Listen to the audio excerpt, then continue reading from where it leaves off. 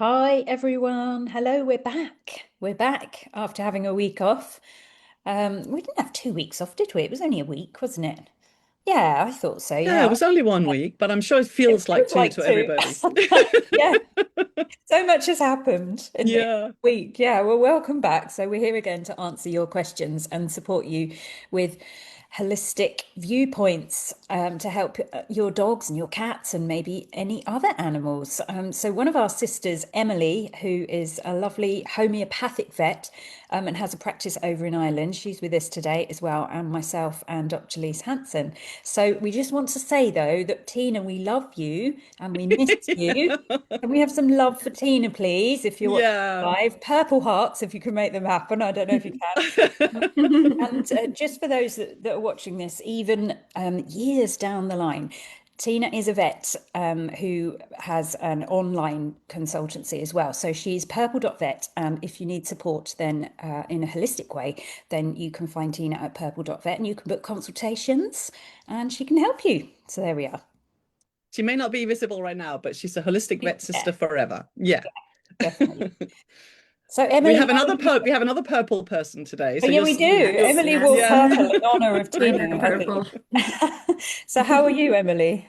I'm good. Yeah, I'm great. Yeah, I've just come back from holiday, so I'm all refreshed and glad to be back at work. Tell us where you've been. Yeah. Because you traveled with your So dogs, didn't you? so I took my dogs in my camper van. I went from East Sussex. I was at the BAHVS, British Association Homeopathic Veterinary Surgeons Conference, and then I drove through the Channel Tunnel, and then drove all the way through France to my sister's in Andalusia in Spain. And then the plan was to come back through Bilbao, which is like a 2-day trip. And I was actually at the vet's getting my dogs wormed when I checked my emails and found the ferry was cancelled because of that big storm, Storm Amy, I think it was called. Mm. So me and everybody else was trying to get a pet-friendly cabin and there just weren't any. I was told my next one was available in November, so I had to drive all the way back through France to Cherbourg and then get the ferry there. And my poor doggies had to go in kennels in jail and for 18 hours. But they were fine. They coped very well. I supported them well. And I was only allowed to visit them 4 times for the whole sailing. You get 15-minute kind of visiting time and then Goodness, yeah, so it was a real experience. bit stressful. It was, yeah. Yeah, Mm. but I had 2 extra days in Santander, well that was nice. But then Yeah, yeah. yeah, So the I had both all my of yeah. I And had Lewis, all my remedies and calming stuff, and yeah, they did very well. Mhm. And so, as a homeopathic vet, are you, because a lot of people in our community don't travel with their dogs because they're not keen on the worming and the vaccines. And how do you sort of get around that or mitigate using those things? Yeah, I mean, it's a tough one because, I don't like to vaccinate them, and they haven't had any other vaccines other than the rabies vaccine. So I give them Thuja and Silica for 3 days before the vaccine and then for 3 days afterwards. And then, I have everything on hand in case I see an adverse reaction. I use the Rabicin brand. I've had much fewer side effects and problems with that. The only thing is they have to have a second vaccine after a year, but then they're covered for 3 years. And certainly in Ireland and the UK, they're only covered for a year on the continent. And the worming is a bit of a pain as well. I bring my own drontals so they don't get Milbemax. Right. Okay. Is Drontal better then, in your opinion? Yeah, I think so. In France, they use Drontal anyway, Mm. but in Spain, they use Milbemax. Oh, I see. Do we get the Mm. choice over here in the UK? Do we? Do we? You can use, yeah, well, the vet can choose, and but if the client turns up with the product, there's no reason to refuse it. Mm. It's the same active ingredient. Praziquantel, I think, isn't it? That's the tapewormer because they only need a tapewormer because it's only a tapeworm they're trying to prevent. I see. Hmm. Hmm. Mm. And I so guess what's your you can main support them with their microbiome. Sorry, Lise. Yeah, and no, no. just thinking about the wormer still. You can support Yeah, the biome afterwards. Yeah, I give them, I mean, they're both, I know, have their constitutional remedies, so that's generally what I give them. And then maybe a bowel nosode, um, Okay, just okay. whatever related bowel nosode I think they need. So, but yeah, you need to really go to a homeopathic vet for that. Oh, and products like Pet Plus, a probiotic. I mean, they get that anyway, and they're on raw food. Mhm. So I How do think you they're travel with robust the raw enough. food? How do you manage that when you travel? Do you feed them something else It's for the tough. holiday or? No, because one of my dogs is so sensitive, he has to have raw food. I've tried to transition him onto the freeze-dried foods, and I've tried everything, and he's still, even the tinned, the natural tinned food. So I just buy turkey in the supermarket, turkey breast, and the raw food I have a fridge in my van, so that makes life easier, and that keeps for about 3 or 4 days if I'm careful, rotating it around between the freezer section. Mm. And then, I'm at a house, I'm at my sister's, so she has her freezer. And although she's on solar power, so sometimes she has to turn her fridge off.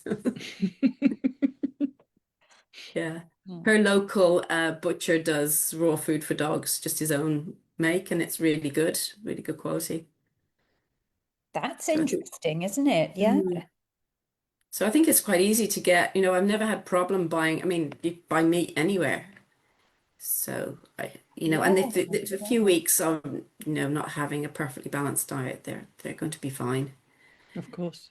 That's interesting because that's one of the arguments or one of the hassles you often hear mentioned about raw food, is if when you're traveling and you're visiting people and Yeah, you're on the move. But actually your point that it's, you can buy meat anywhere, buy it yeah, every day or store it in the fridge for 2 or 3 days. yeah, It's don't make it a bigger problem than it has to be. That's a nice approach. yeah. I Yeah, mean, absolutely. I got some, some turkey slices as well, for just in case, because they keep longer out of the fridge. But yeah, no, they were fine. And turkey's a good one because it's not chicken. I think they tend to react badly to chicken, but turkey seems to be more digestible. Yeah, so yeah, they were fine. I mean, my one dog vomited and he got a bit stressed. And then I just treated him holistically. I gave him Ipecac. That was well, I gave him a few and then the Ipecac really worked. And then I just boiled up some rice and I had pork was what I had, so I gave him pork and rice for a few days and he was fine.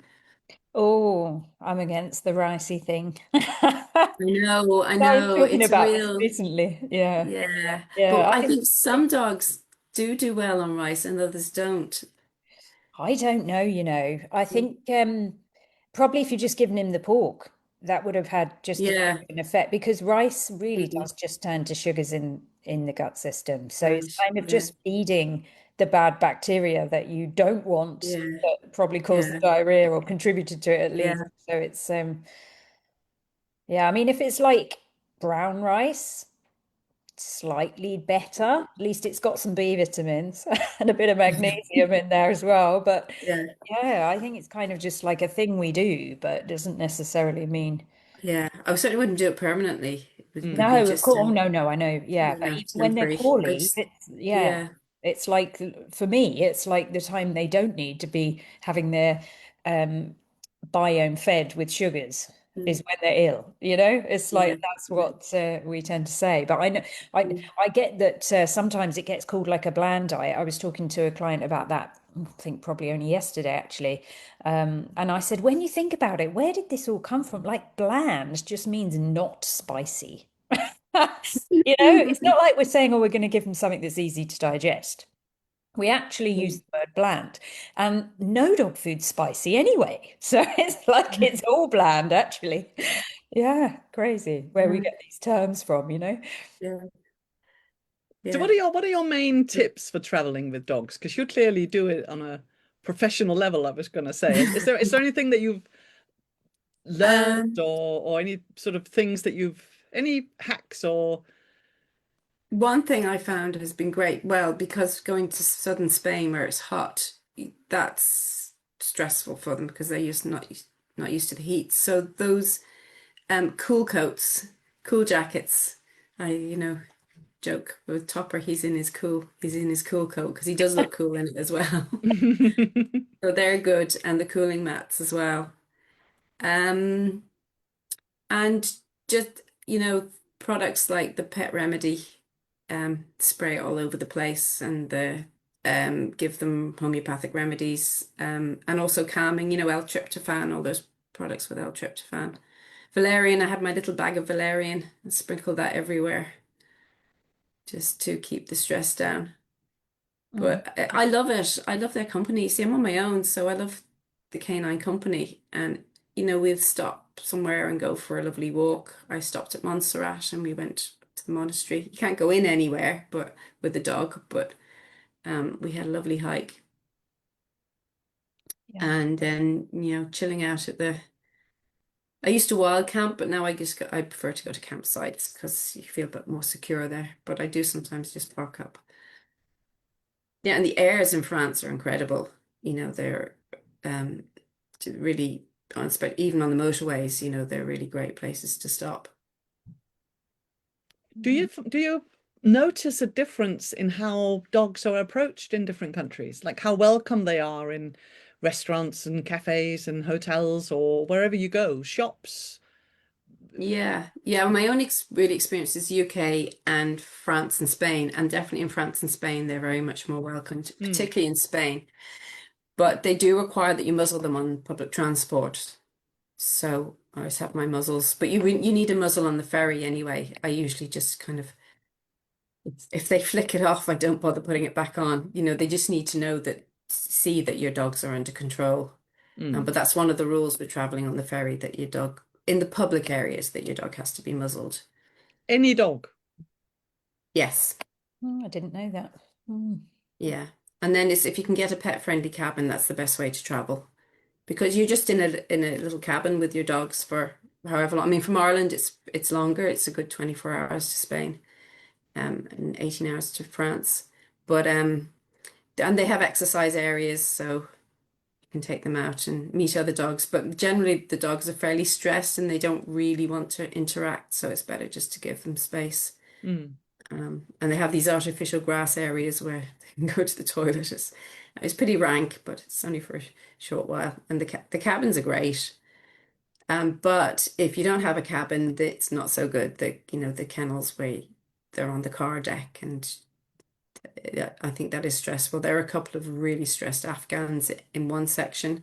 Oh. Luckily, my dogs were in another section, but I had sprayed calming herbs around the place, so I think everybody in my dog section was a lot happier. Everybody was benefiting. Yeah, good.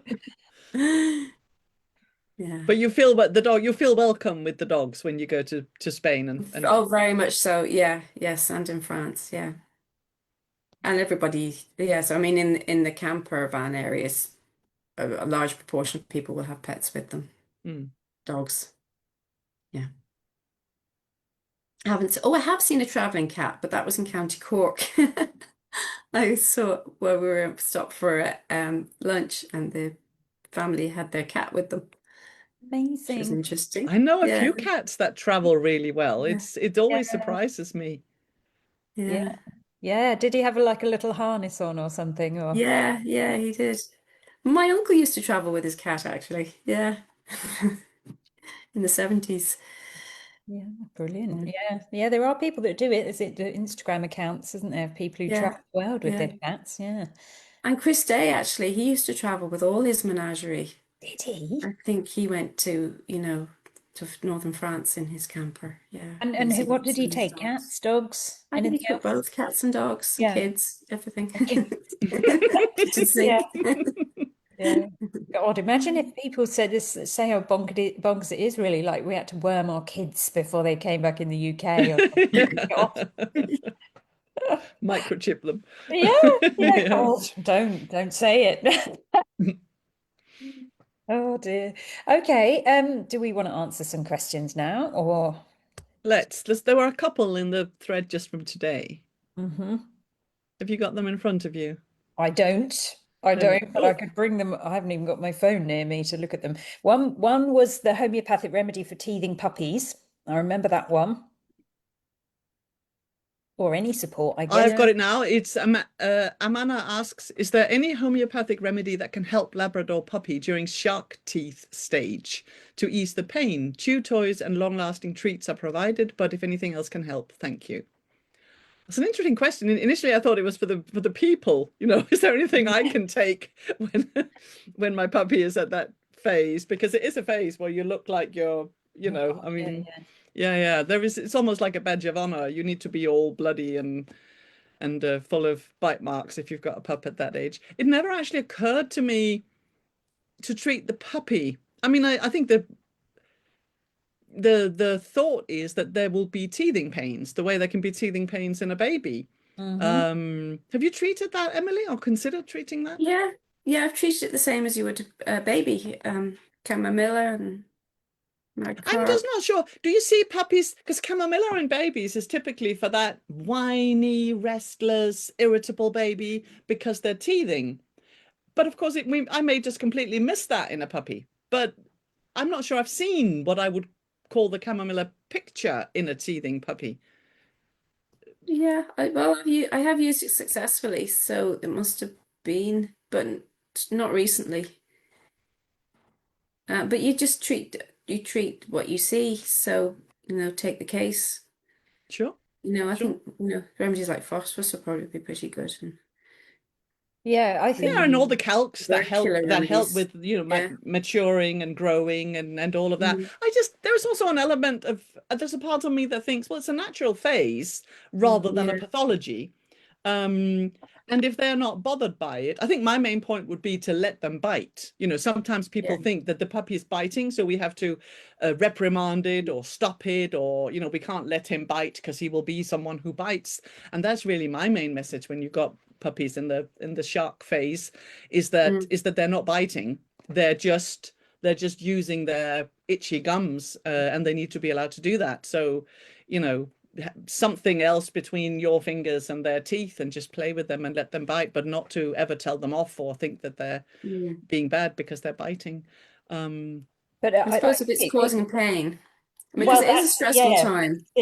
I guess it depends if it is, but I don't know that it is causing no, the. that's my point. Hmm. That's my point. It's causing pain in the people. Uh, Yeah, well, you can't make the teeth any less sharp with homeopathy. That's for sure. no, But I mean, what I would exactly. say as well about this is that I think it goes beyond like the puppy's desire for itchiness sort of thing, because all puppies have this desire to bite and grab. It's like their initial, it's beyond instinct even, it's just what they do. And for me, in my canine flow work, I see this as a need to ground emotions. So they have a flow of emotions and they feel something, they feel their vital life force flow. And what they want to do, and even adult dogs do this as well, but more so in puppies because they're buzzing with vital life force flow. They've literally just been born. So they're grabbing and mouthing. And what this does is it grounds their emotions because this is our limbic system. So we have a lot of emotions, even we do, but we use our hands more because we have them available.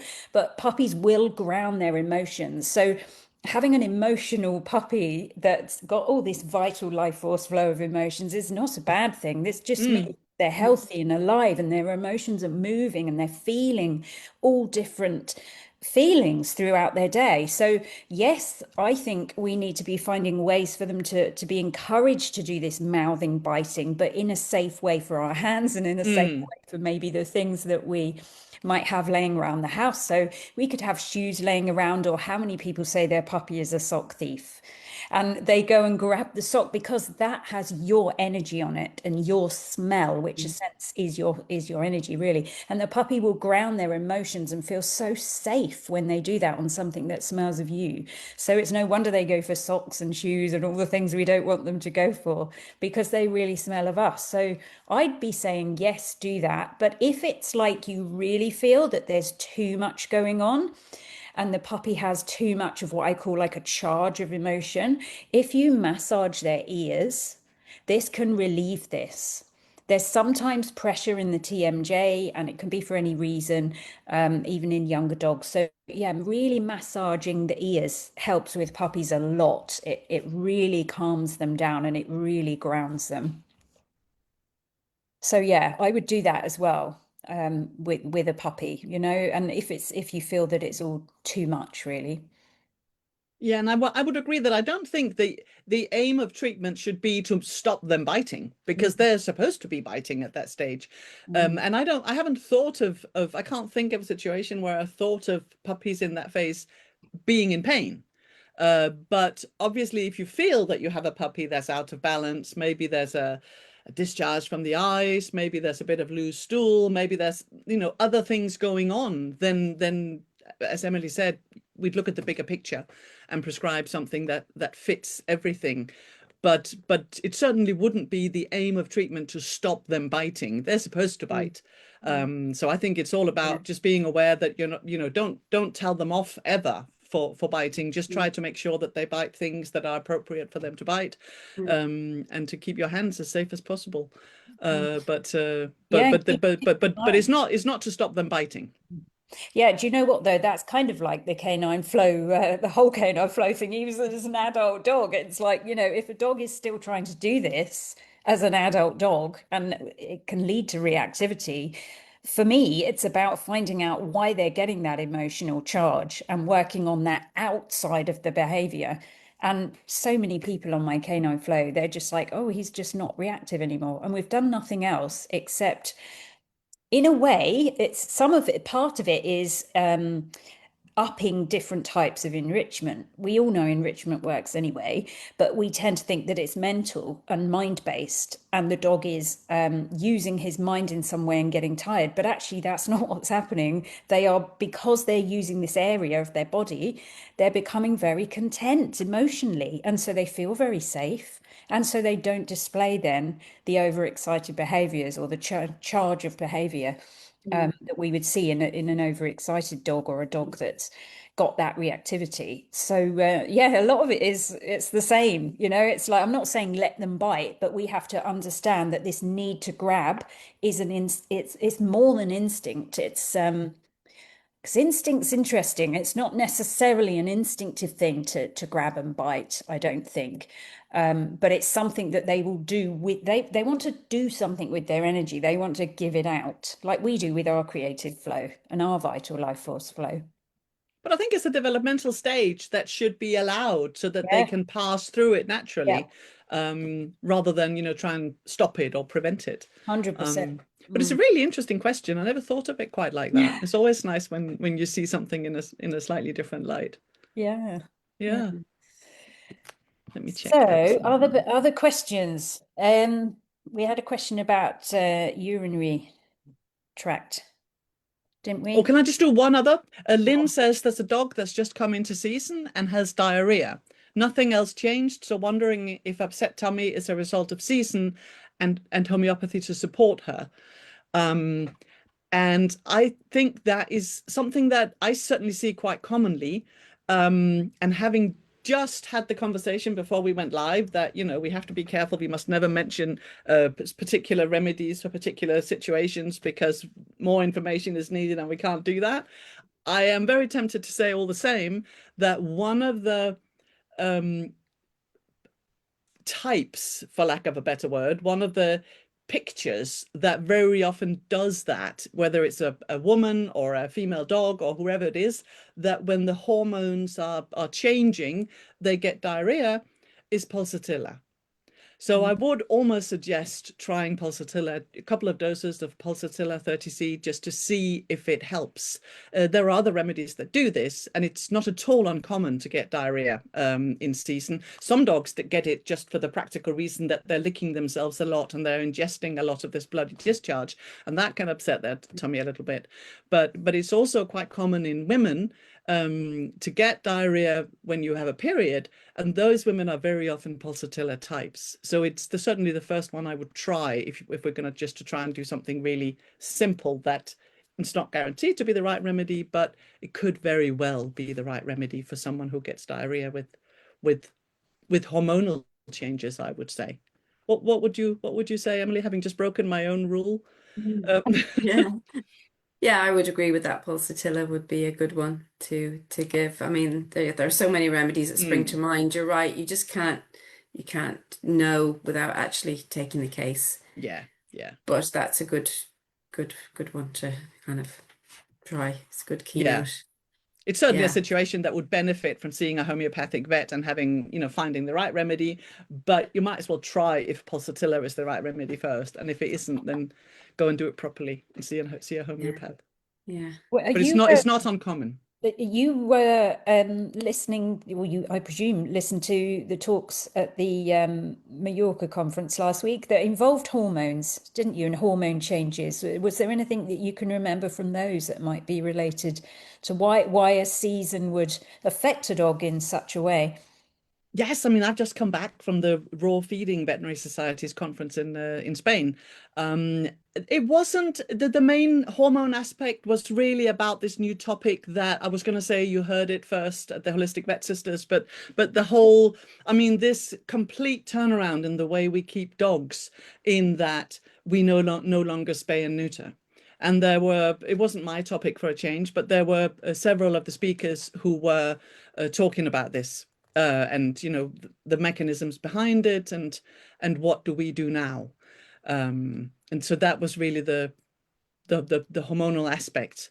If I can do a little, you mentioned Mallorca, it's your fault, but Oh, was it just not then? to Sorry. highlight, just to you got me started. But can I just say, from my point of view, by far the most exciting talks there was by a researcher called Mamal Hemida, Oh, who yes, is she's from the from dog risk Finland, group. from Yeah, the yeah, yeah. Helsinki. She's Yeah, from I've Hannah's met. dog risk group at the Yeah. Helsinki University, and she was presenting some of her papers on the effect of raw feeding, and there was just some really interesting studies. One that shows that if you add, it doesn't even have to be that you feed the puppies all raw, but if you feed small pups, even just 25% of their diet is raw. It can be 75% dry, but just add some raw. She could show that as those pups grow, they are less likely to suffer from ear problems and ear infections. So it Amazing. must Yeah. be about establishing a healthy microbiome Yeah. at an early stage. Another study was looking at why is raw better for plaque and calculus in your Tartar. teeth, tartar, yeah. Mhm. And they did this really clever thing, I thought, where they compared different diets to see, is it the bones? Because it's a natural assumption, isn't it? It's the gnawing on the bones, clearly. But they showed that if you have a dog on a dry diet and you give it bones, it doesn't make any difference for its dental health. It's not actually the bones. And if you have a raw diet or a fresh diet with no bones, there is a clear benefit to the dental health. So it's not the bones. Again, it Interesting. must be the microbiome Goodness that's just more me. beneficial. Isn't that a clever way to set up a study? The other It one, is. I the mean, other one that I really noticed was they've identified, they were looking at risk factors for IBS or IBD, so dogs with chronic diarrhea issues, and they could demonstrate that the mother being vaccinated during pregnancy was the risk factor for the pups growing up and developing IBS. Just shows how vaccination messes with the immune system, even wow. in Yeah. utero. They were fascinating Yeah, I studies. mean that Tartar study, I'm pretty sure she put that out at the Finland conference in Oh, that September makes that sense. that I Yeah, was part of. yeah. I mean it is interesting though because I mean Dr. Tom Lonsdale, who is one of the oldest known vets, historic, should I say? Don't mean it as in his age, I mean as in how long we've all been raw feeding. He's always been there. And he would say it's the stripping of the meat off the bone, not the gnawing. So it's as the meat goes against the teeth rather than the gnawing on something. Does that make sense? So, Sure. yeah, so he would say that and has said that on many seminars that But I've I been. think that's an assumption, and it's always been my Well, assumption as yeah. well. So it's Mm, really elegant to have a study like this that mm, says it mm. doesn't look like it. We would have thought that, but it really doesn't look Yeah. like it. It looks like it's something Mm, else. yeah. Because raw meaty bones given to a dog that's on an otherwise dry diet doesn't improve their dental health, and that's Yeah. just, I like a brilliant study set up Oh, like tell that. me, Lise, though, but what about the gums? Because when we had Katie on that week, she repeatedly said that don't worry so much about tartar. You want to look at the health of the gums. Yeah, Are they yeah, she red? did. Like, Yeah. was that included in the study as I well? would, I have to admit, it's on my list, and I haven't read the studies. I was just there for the presentations. So, but my point was going to be, Mm, if anybody wants to look into this, if you Google dog risk, you yeah, come to the dog risk page uh, from Helsinki University, and all their research is available. That's the beauty of it. So you can just go in and look at recent research, and the whole paper is there. But those papers by Mamal Hamida are brilliant, and they're very recent, and they're very, very interesting. And it's yeah, just nice when you talk to people about raw and people have doubts, or it very easily becomes, I don't know, emotional or personal or opinion. And it's just really nice to have sound research that you can go back and say, actually, there's this paper and this yeah. paper and this paper. So if you have a vet, for instance, who argues against raw, look at the Raw Feeding Veterinary Society website, rfvs.info, or the dog risk website, and just print out 20 or 30 scientific papers that show the benefit of raw. And then it's just much easier to have a nice, polite, science-based conversation with a vet who's against raw, and say, that's really interesting, can I just share these with you? I think that Mm, science is Yeah. so important. mm. Oh So God, it's not about yeah. opinion or emotion, but it's just, did you know, have you seen this? And Oh, it's yeah, but this is why I did fresh proof for the expo, so that I put all the studies, well, and it's not the entire printout of each study, that would be a massive book, but yeah, just all the links to them. yeah, yeah. People have a booklet that they can say, why don't you have a read Yeah, of this yeah. sort of And thing. I think that's so, but I was talking about vaccination last weekend in Spain. But I think, again, it's so important that we just keep this Mm, conversation kind of calm and evidence-based. And it's so easy to do because there's so much evidence out there. It's just that so many of us don't follow it. But there's so many resources and so many scientific um sources that you can just point to that are clearly know better than whoever you're arguing with. So it's I think it's just so nice to know where the information comes from and where you can point to if you're ever in a conversation about it. So that was really exciting. mm. Emily, do you have many Mm. guardians that are fresh feeding that you work Oh with? yeah, most of my clients fresh feed. Well, that's good. Yes, yeah, Mm. yeah. Is I mean, that I because see. you told them to, or Yes, yeah, yeah. I mean, I'm yeah, always happy and relieved when they arrive and they're already fresh feeding. yeah. But it seems to happen innately as well when they start to respond to homeopathic remedies. They will start to, explore fresh feeding, and often they can't. The dog will suddenly go off the kibble, or something will just happen, and they'll try and generally feed raw, but if not raw, fresh cooked food. But it makes such a difference to their health. I mean, I rescued a dog and she was on kibble, barely eating anything, really bad skin. I Oh, put her on raw, and within 2 weeks, she was a different dog. And her previous owner barely recognized her. mhm. She's just completely different. Um, but yeah, so it was interesting to do that myself and just see the complete transformation. But I do see it in my patients, and Yeah, because the it's the previous only owner way to didn't say, know. "Oh, I'll have her back now." No, he sorted her out. Hopefully they didn't. Yeah, yeah, yeah. So, what do you So think? Do we want to answer another question? Do you want me There to find was that one one. about the UTI? It was on the thread, I think. Let's see if there are any.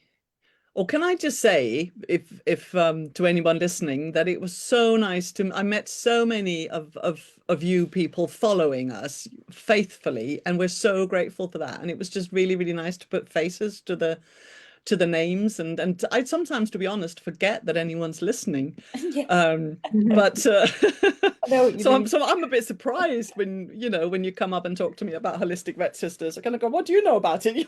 I've not seen you before. But it's so nice, and it's really heartwarming and really, really appreciated. And it's good to know that you're there. Yeah. Definitely, definitely. Did you So find it? ask, Otherwise, I I can can, find oh, it on well, my I phone. didn't know I was looking, but what about the polyps question?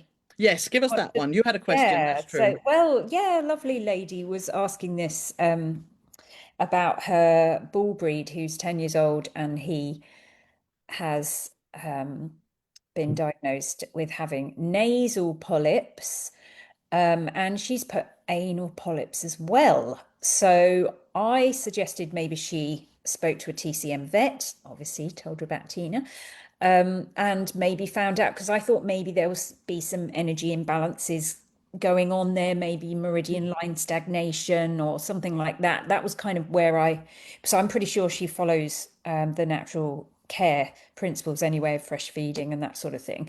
But I just wondered whether you had any more thoughts on it, because the lady was asking what else she could maybe do other than having them removed. Mm. I mean, any illness or any issue is a sign of the vital force going out of balance. That's the way we homeopaths see it. So, and then different beings or dogs, cats will express it in different ways. So some will by, pushing out polyps or warts or tumors or, benign growths.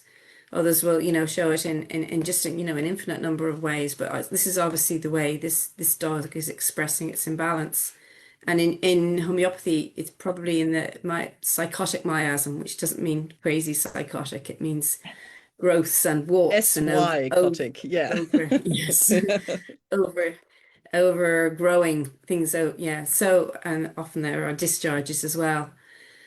But it depends. I mean, it's unusual. I haven't really heard of anal polyps in dogs. I've heard of nasal ones.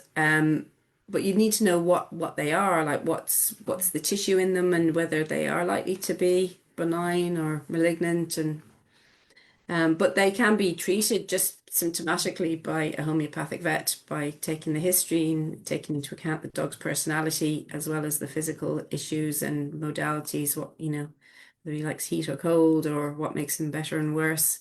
Mm-hmm.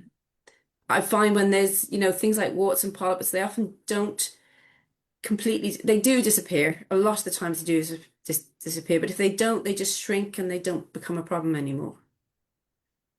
So Okay, you well, that's sometimes see when that. with homeopathic support. Yeah, Oh, okay. That's yeah, interesting then, isn't it? So there's hope on the horizon. But do yeah. you know, I mean, did she, you said polyps, so it's plural. So But yes, there's polyps. several in the nasal passages and several in the rectum or I don't, around the I bone, don't have or any more information other than that, sadly. So I do you know don't if the know. dog, I do you know if did the dog wonder. is, do you know if the dog is bothered by it? Or is it just a sort of, this looks weird, what should I do? Or is it something that actually causes problems? I will have to find that out. Not sure that that was explained. Um, but the vet has suggested that they're removed. So obviously the guardian is Mm, wondering whether to do what her vet has suggested yeah. Mm. I mean, the or other thing to bear in not. mind is that if the dog is expressing an imbalance through these polyps, you remove them and you're going to drive the disease deeper and get something more serious. So Sure. the best thing is to Yeah, correct the imbalance before yeah. you removing them Yeah, so the instead of. imbalance, so she could see a homeopathic vet, maybe even still see Tina for some Mm. ideas there on energy flow in the body. Yeah, well, the homeopathy and TCM both do the same thing, just in a Mm, different way. exactly. Yeah. Not both at the same time. No, no, no, no, no. It's Well, two if different ways. well, yeah, but if, for instance, Tina was suggesting certain things in the diet that are related to the meridians that she discovers these polyps are related to, that, surely that could happen and homeopathy. I wouldn't start both at the same time, no. Oh, would you not? That Oh, will be unfortunate. I Mm. mean, it's difficult for Tina to treat because her main holistic modality is acupuncture. And well, you I need thought to she be knew in. about diet TCM stuff as well, but okay. Sure, no, I'm not going to speak for Tina, but I No. wouldn't start two different treatment modalities at the same time. It's kind of like trying to give an important message to someone in two different languages at the same time. Yeah, They're yeah, gonna get yeah, confused, yeah, and also both practitioners are going to want to be able to get the feedback and see yeah. what I did this, what happened, and if you, it's very easily done, and I see this all the time, and I have this conversation almost with every patient I see, that people come in and say, right, we need to solve this issue now. So we're going to start this herbal supplement. We're going to change the diet. We're going to see a homeopath. We're going to start osteopathy or whatever, because we really need to get on top of this. And it's just confusion comes from that because you don't know what does what. And sometimes we need to just accept that, because if there's something life-threatening going on and we just need to throw everything at it and try to pull them out the other end, and then we can sort out find out what works and what doesn't at a later stage when we've saved their life, then fair enough. But if you've got the time, it's much easier to do one thing. Give it time, see if it worked. If it didn't work, try something else, but don't do 3 different things at the same time, because you can't assess any of them and you just end up really, really confused. Yeah, and they can contraindicate each other. Yeah, You know, yeah. the energy you get started with a homeopathic remedy then can be cancelled by a course of acupuncture. Yeah. Yeah. Interesting. I think the body just And gets vice versa. confused. You're trying to give it a clear, concise message, and Yeah.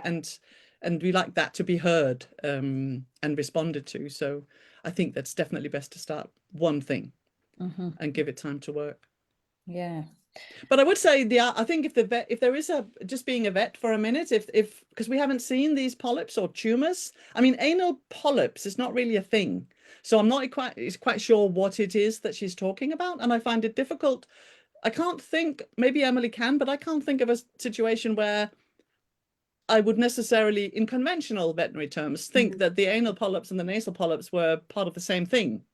Like I've never seen that. Someone coming in with nasal and anal growths. I've never seen them both at the same time. No, exactly. And usually it'd be skin tags or things around the Yeah, anus, yeah. unless it's an adenoma, which is a completely different thing.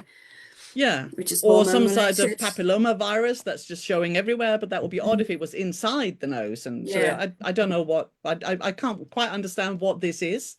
But if she's been to a vet and the vet is worried and wants to remove one, I don't necessarily think that's a bad idea at all. The main reason for removing a growth is to find out what it is, because then you can plan treatment and talk about prognosis and diagnosis and know what you're dealing with.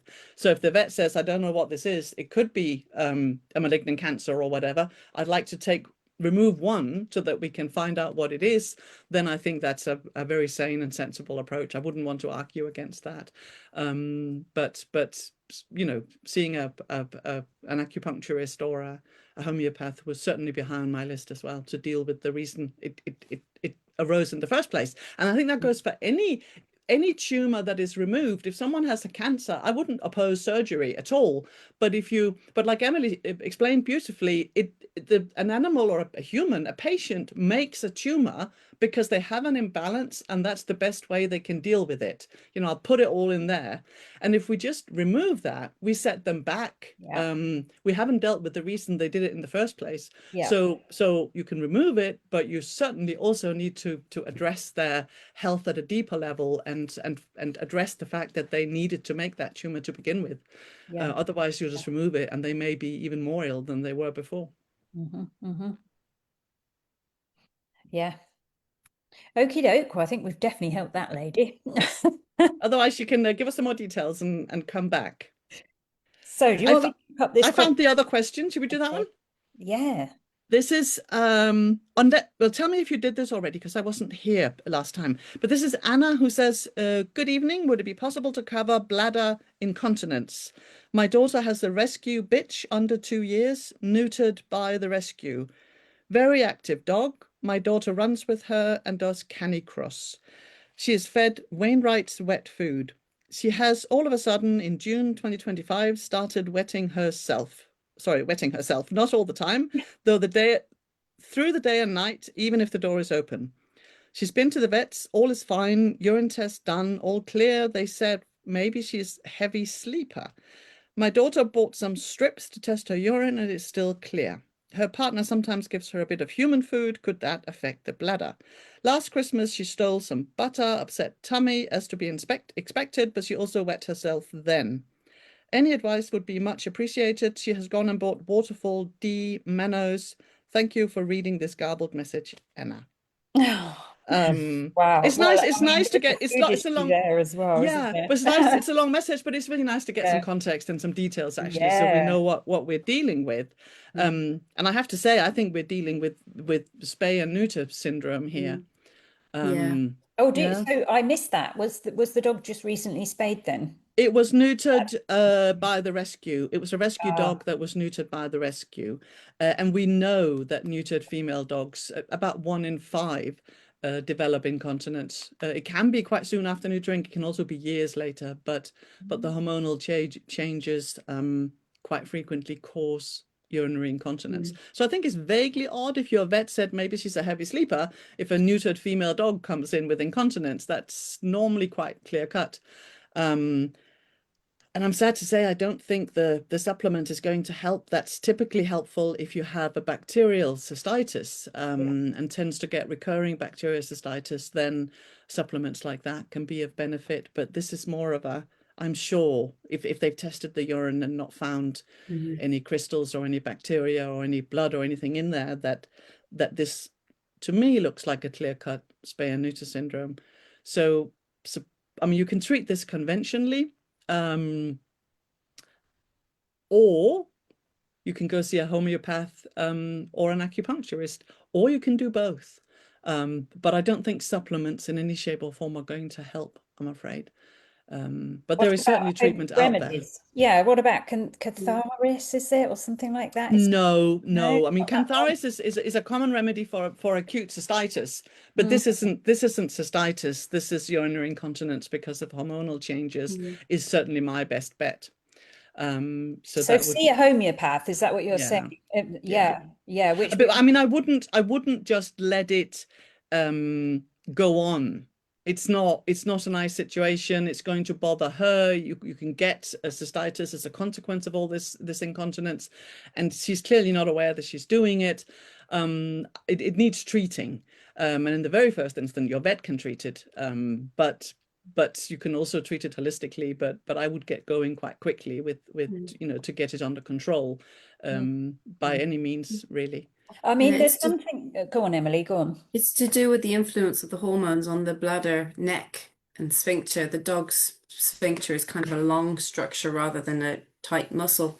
And if they're neutered young, that doesn't mature properly. It can happen in bitches that are neutered later, but it tends to be, neutering before the first season, which we've probably done in the rescue. And there are drugs, but some of the drugs have a big impact on their renal, on the kidneys, and I've seen dogs go into renal failure on them. And it's one of these things that responds really well to homeopathy. I mean, there's just a few remedies really that I tend to use for this. Just pick one of four, and they do so well. And often they don't need to stay on the remedy, and then the owner just gives the remedy when they have an accident, and it'll last for 6 months, a year, a couple of years even. Yeah. So it's Great. easy, I mean, that is good, isn't it? it's an easy case. Like, I love my Yeah. urinary incontinence cases because they're quick and they don't come back again. So in other words, go and see Emily wherever you are. It's an excuse for a trip to Dublin. There will be other homeopathic vets. I don't know where the lady lives if she says Yeah. that. So there will be other I don't homeopathic think vets. so, but And a lot of them are online as well. So you Yeah, can I don't treat remotely, so no, some people in do. the UK you're allowed, but in Ireland we have to treat from our premises. It's interesting that the lady mentioned the butter and the food, though, and that it happened. So it could be something to do with fatty acids as well, because actually not having correct fatty acids does influence the ability to know whether you need the loo or not. So it could be fatty acid imbalances as well, given also that it could be a bit of both, what you're saying, and it's contributing by the fatty acids. So fatty acids are generally used, they're not always only this, but they're used as part of the communication in the body. So used by the end of the nerves, for instance, and this kind of thing. So without good fatty acid levels, and more on the omega-3 side, you will sometimes find that that's a contributing factor to things like this. So the fact that the lady, so the butter, of course, is a different kind of fatty acid and could have shifted things just that little bit extra.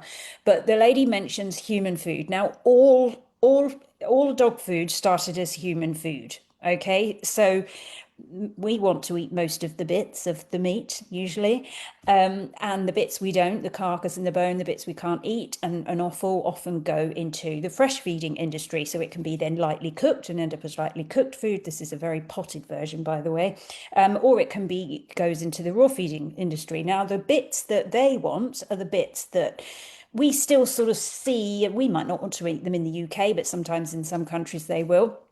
And then you get all the other bits and pieces, and all that goes to make what's called meat meal, which then becomes a processed tinned food or a processed kibble food. So all dog food is human food to begin with. They're then either they process it in some way to commercialize it in some way.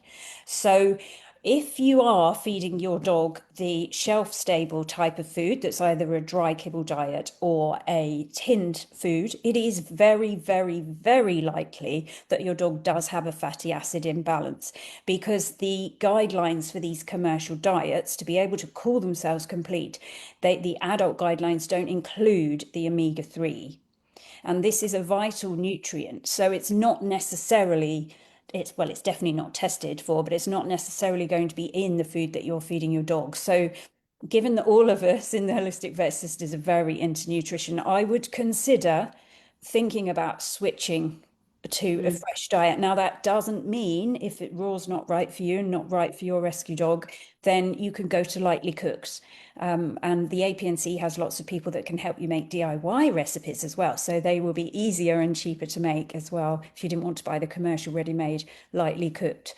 But processed food is processed food, and all pet food starts as human food. So when you give what you're calling as human food, you're meaning like you're giving tidbits or you're giving scraps. And do you know, back in the day, that's what dogs ate. That's all they ate. Mm.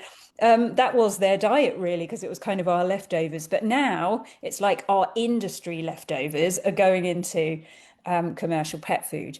But yeah, so just to bring that understanding, because you never know, it may be that you're watching and you just think to yourself, I'm just going to think about that today. And we have all found, as advocates of fresh food, that dogs are healthier, they have a greater longevity, they have a greater vital force, they rebalance their vital force better, all sorts Fewer of. parasites as well. Oh God, Fewer yeah, go on, Emily. parasites. What do they do with the parasites?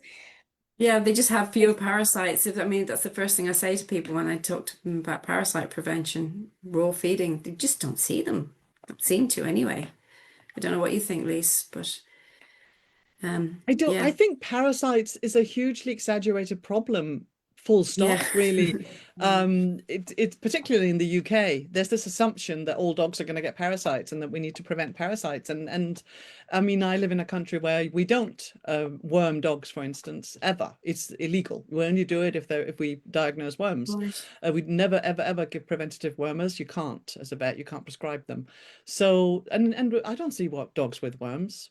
It's just not Yeah. an issue. Adult dogs don't get worms. And increasingly, it looks like puppies very often actually don't have worms either. You need to test their stool if you're not going to worm puppies, I still think. But adult dogs, just like, I mean, I increasingly think it helps me think straight to compare with humans. And when people ask me, what shall I do so that my dog doesn't get worms? I tend to say, what do you do so that you don't get worms? Humans get worms. I haven't had worms in a couple of decades, but I've had worms. But I don't do anything on a daily basis to avoid them coming back. And if they did come back, I would treat them. And it's very comparable to an adult dog, and their worming. It's just Mm. I think it's Yeah. a made up problem by people who would like to sell us wormers. Yeah. Um, Maybe we can just mention Giardia, because today, this afternoon, mm, actually, my students and I went on a factory tour and we ended up having a chat afterwards. And we ended up talking about how there's seems to be a prevalence and a commonality to Giardia that never used to be there. And we wondered whether that had been kind of set up by all this extensive, Mhm. is it metronidazole they give them for Giardia? yeah, they And are, but Yeah. there is also a lot of evidence that it's not a good idea. I mean, Mhm. it just Yeah, really treating that's Giardia what we were really, saying. It's almost like we yeah, perpetuated this. yeah, yeah, yeah, And yeah. we've got all these test kits now, so you can diagnose it really quickly, in a couple of minutes on a fecal sample or a blood test. And, it's probably there anyway. It's not the cause of the problem. It's a secondary thing. Right. Yeah, or it's just a random thing. You know, But it's just there. It's not what would doing you any do harm. homeopathically or naturally for this if they didn't want the worm? Again, I it's the constitutional approach, isn't Is it? it? Is it Mm. interesting? So you would go for constitutional for Yeah, that. just get them balanced, healthy, and then on a raw, They remove would resist it obstacles to then. cure. Mm. Yeah, it could be in the environment, but it wouldn't affect them. mm. Yeah. It's also that there is a valid argument to ask whether if a I mean, if a dog has Giardia but has, formed stools, no digestive symptoms, seems to be healthy, then I would absolutely just ignore it.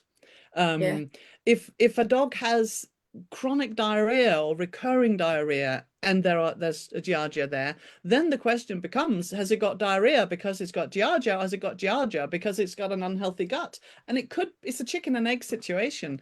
Mm. But just treating the Giardia doesn't tend to lead to long-term resolution of the problem. So you need to support the gut and get them stronger. And when they've got a strong digestive system, Giardia doesn't bother them, whether it's there or not. So I think it's a bit of a red herring, this focus on Yeah. Giardia and worried that they're going to catch it somehow. But I think sometimes that's how we've kind of been led down that way, haven't we, to find what's to blame Yeah, yeah. than looking at the host. Yeah, But it's by a system that's full of people wanting to sell us products so that we can, I yeah. mean, it's all about inducing this fear and worry so that they can sell us Yeah. something. It's Mm, fear of contagion. Yeah, yeah, Yeah. yeah, yeah. When parasites and pathologies and these infectious things are actually our friends, and they educate our immune system to stop us from getting really nasty chronic diseases like cancer and autoimmune disease.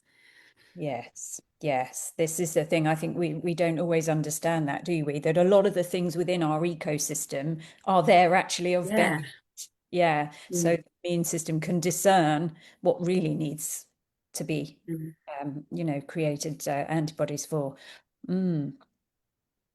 But it's a big topic actually, Giardia, and I think it's very misunderstood topic as well, because there is this idea that it's a horrible little, very contagious, nasty thing that you mustn't catch, and if it, and that's just not how I think it works in real life at all.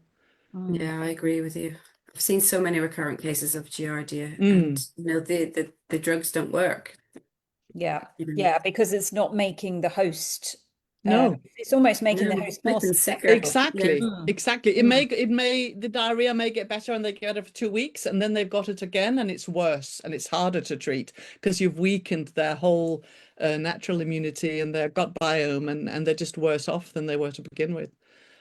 It's a very misunderstood issue for sure. But I think that parasites are full stop. It's parasites are not a big Oh, issue in adult dogs. There it's are a some massive things like, industry. yeah, yeah, yeah, I make a fortune out of parasites in my conventional side of my practice, out of yeah. parasiticides. Mm. And I'm continuously persuading people not to worm and to screen, Mm. but they're terrified of worms or, And any decision we poison. make from fear is likely to be a bad one. Mm. And the I like only, that. It's very yeah, and philosophical, but it's true. sure, Yeah. but it's true, and it's why we do Yeah. so many things, because we want to save someone from something, and Mm. we want to, and it doesn't lead to good decisions. It just doesn't. And information is the answer to that problem. Mm. I think also, I mean, I know we've only got 2 minutes and this is quite a deep question, but you're sort of discussing the Constitution and how we kind of use the constitutional remedy to bring the vital life force flow back. That's quite a concept for people to understand as well, that you don't Mm. get a homeopathic remedy per symptom, Yeah. per ailment, but the vital life force flow of the dog. It's a big topic to understand, Yeah. and then to trust that the body will then change. Yeah. You Yeah. It's a know? completely different way of looking at illness and pathology and disease. It really is. And, seeing how so many of our patients are suppressed because their vital force isn't balanced. But it's a big topic. It's a big topic, but it's also right at the core of Yeah, understanding of what's a going on. holistic approach and what's going Yeah, on. And yeah, yeah, I yeah. had the conversation not an hour before going live because someone said, "Oh, is there a good homeopathic remedy for reflux?" And I go, I mean, I have to say the pedantic answer is there isn't a good homeopathic remedy for anything. But Yeah. because it's never a link between the problem and the remedy, you know, unless we're talking first aid, there isn't a link between the remedy and the problem. But there will be individuals suffering from absolutely anything you can think of that can be helped by homeopathy. But the remedy won't be determined by the name of the problem. It'll be determined by the whole picture of that individual. And I Which is think an important when you point. read about them, it's almost like because there's become patterns, certain amounts of people or dogs have a certain symptom. Yeah, yeah. And so there's become that kind of frequency pattern that you know, Cantharis will be for the cystitis and but it still doesn't necessarily mean it will be for your dog. And it Yeah, may the be number for of it times. may help with the very acute cystitis, but it may not, or it probably almost certainly won't address the tendency for Yeah, the recurring reason it's cystitis. happening. You need to go deeper for that. Yeah. But yeah, it's a core topic. It's a deep one, but it's also a really important one. Yeah. And You're you have to treating the shift. You have person. to Yeah. say again. You're Sorry. you're treating the person, not the disease. So when owners ask me, okay, what's this one for? And it's for your dog. Yeah. It's not for the cystitis or the diarrhea. It's for the whole picture. Yeah. And still ask Yeah, yeah. every What does time. it do? Do. Yeah, it makes everything better. Yeah. Yeah. And that's what we like to do here Well, at Yeah. Big Vet absolutely. Sisters. Yeah. Make everything better. And we'll do it again next week, but we are out of Yeah. time now. Okay. Thank you so much, Emily. That was a It's pleasure. lovely to Thank see you. you. That's what I like about this whole concept. You just get to, you know, this Yeah, we get to catch community up with that our we're friends. creating and staying in touch with everybody. And it's just, I enjoy it so much. Please come back soon. And Well, you've thank been here you. before and you will come back again. We really love having Yes. you. Yeah. Come back It was a soon. pleasure being here. Thank you. Thank you. We'll set a date. Thank you very much. See you Great. next week. Thank you.